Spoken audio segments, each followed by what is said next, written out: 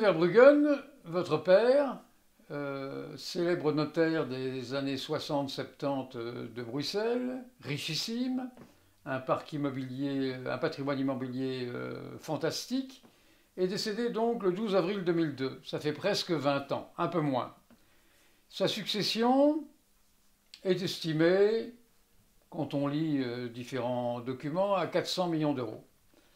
Vos 5 frères et sœurs ont procédé à une déclaration de 117 000 euros. Grosso modo, la déclaration de Monsieur Tout-le-Monde, un peu plus, peut-être, moyenne. Et depuis 20 ans, pas un cent n'est rentré dans les caisses de la région Bruxelles-Capitale. Et vous, héritier, vous êtes ruiné et vous vous battez depuis donc 2002 pour faire émerger la vérité. Et vous n'y parvenez pas, alors que l'affaire est simple. Alors, de quoi êtes-vous victime, monsieur Verbruggen? De vos 5 frères et sœurs, ça semble évident, ou d'autres choses éventuellement plus importantes? Mais évidemment, mes 5 frères et sœurs sont les 5 voleurs, comme je l'appelle, et c'est indiscutable. Mais évidemment, pour arriver à leur fin, ils ont dû faire appel à une querelle d'avocats, de notaires, de réviseurs et multiplier les faux en écriture à n'en plus finir. Et tous ces escrocs en col blanc, cravate Hermès, tailleur Chanel, voire toge d'avocat et même de magistrat, puisque vous allez voir au fur et à mesure que, évidemment, les magistrats sont également corrompus dans mon dossier et nous en avons aujourd'hui, 19 ans après, grâce à des aveux judiciaires de premier ordre, toutes les preuves. D'accord. Alors, 400 millions d'euros de succession, 117 000 euros de déclarés par vos 5 frères et sœurs, et au bout de 20 ans, si on fait le décompte, 85 professionnels du droit et du chiffre qui ont été impliqués à un moment ou à un autre dans votre affaire. Lors de la dernière audience afférente à la liquidation judiciaire de la succession, il va bien falloir y arriver un jour, il y avait encore, le 4 mars, si je ne dis pas de bêtises, il y avait encore 6 avocats. On n'exagère pas en disant que tous les honoraires des experts divers et variés qui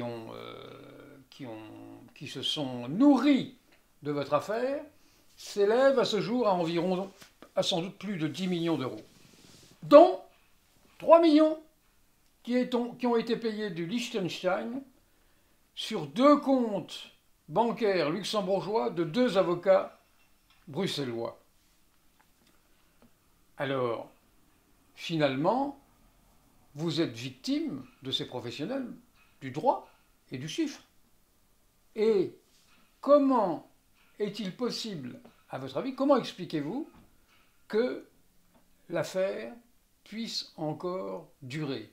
Qui a été celui qui a initié ce gigantesque système de protection qui fait que vos 5 frères et sœurs n'ont toujours pas déclaré, n'ont toujours pas payé un cent sur la succession, et que ces sommes faramineuses d'honoraires continuent à être facturées? On a l'impression que tous les jours, on remet une pièce, comme on dit, dans le jukebox, et ça ne s'arrête pas. Qu'est-ce qui fait initialement que la protection a joué et qu'elle continue encore à jouer? C'est très simple, monsieur Savestre. La vérité élaborée après le décès de mon père, mais prématurée avant son décès par les 5 voleurs, a été imaginée par le plus grand professeur d'université en droit civil, Emmanuel de Wilde-Desmael. Cet homme, pris en flagrant délit, grâce aux judicieuses perquisitions qui ont eu lieu par le juge d'instruction Verstreken, la justice a entre ses mains, depuis le 13 mai 2003, la vérité qui est bien évidemment inavouable à vie. Pourquoi?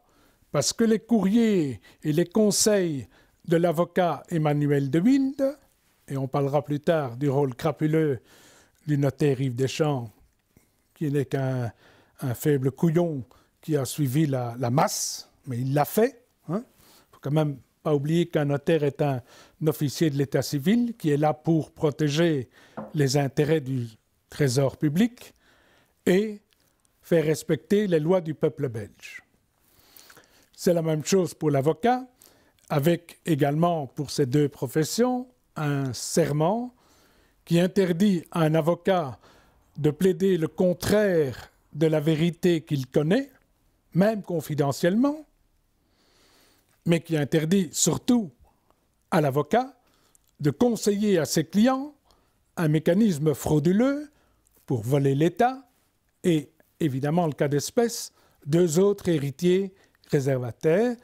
Qu'est-ce qu'a fait le professeur d'université Emmanuel de Wilde, qui enseigne tous les jours à l'ULB les règles du droit civil qui sont élémentaires?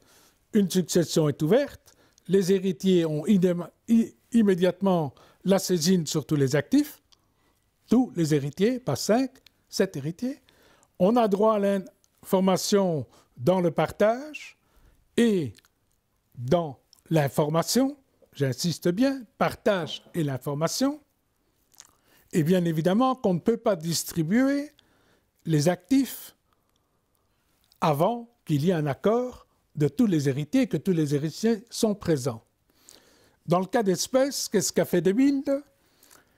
Pris en flagrant délit par ces fameuses perquisitions du 13 mai, à l'étude du notaire Deschamps, au privé de Liliane Verbruggen, notaire également, et également à son étude.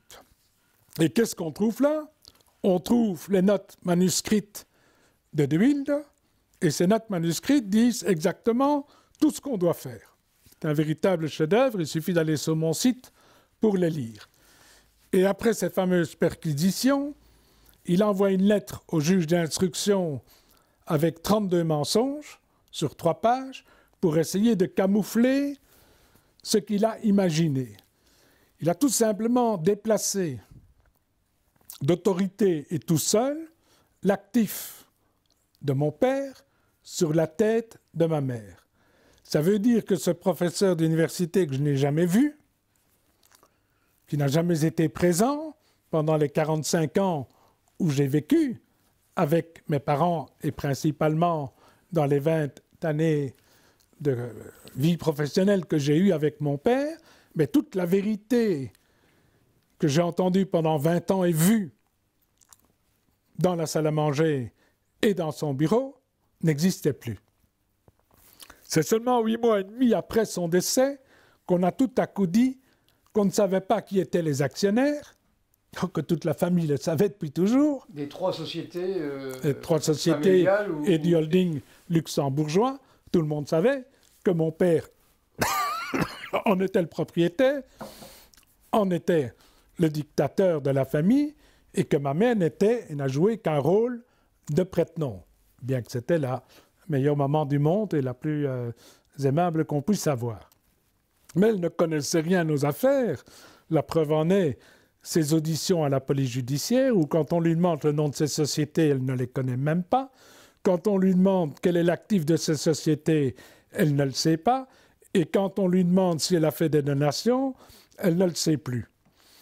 Et donc, cet avocat imagine toutes des donations à vil prix, sous base de faux rapports d'un réviseur d'entreprise, une authentique crapule, Marc Guillotte, qui a été pris en flagrant délit d'avoir transformé la mission écrite de la main, et signée par ma mère, qui dit bien qu'elle demande l'évaluation des titres dans le cadre de la succession de mon père. Eh bien, même ce mandat qui a été donné quelques jours après le décès, puisqu'il est mort le 12 avril, et on donne le mandat le 19 du 4.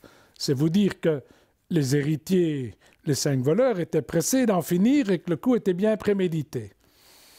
Et donc, j'ai ce rapport là-bas sur ma table. Le rapport de Guillotte donne une valeur de 3,50 francs pour les sociétés et dit bien évidemment de Wilde et Deschamps dans tous leurs courriers que le holding luxembourgeois, Fidelec, donc le trésor de la famille, trésor financier, n'existe pas, n'a jamais existé, et que surtout, on ne peut pas en parler, disent les courriers de ce professeur d'université. Il faut savoir que le cabinet de ce professeur d'université, qui était le cabinet le plus important en planification successorale sur Bruxelles, a complètement explosé fin 2018 et que 17 collaborateurs ont quitté ce cabinet, rattrapés évidemment par le bruit que le dossier Verbruggen fait dans le monde de la justice bruxelloise et dans tout le pays, puisque toute la Belgique est au courant, y compris tous les politiciens de ce pays, de cet inacceptable carnage fiscal. Et donc, première cause de la situation qui perdure encore, c'est la construction imaginée par l'avocat de Wilde d'Esmaël, qui fait que vous êtes toujours dans cette situation maintenant. Tout à fait, que les différentes... il y a eu 50, 60 procédures dans tous les sens, devant tous les tribunaux, qu'ils soient civils ou le tribunal de commerce ou les enquêtes pénales. Qu'est-ce qu'on a fait? On a fait disparaître les preuves du dossier répressif. On a menti dans les audiences publiques, on a trompé le tribunal, on a changé 6 fois de version, on a plaidé qu'on ne savait pas qui étaient les actionnaires des sociétés, que surtout on ne pouvait pas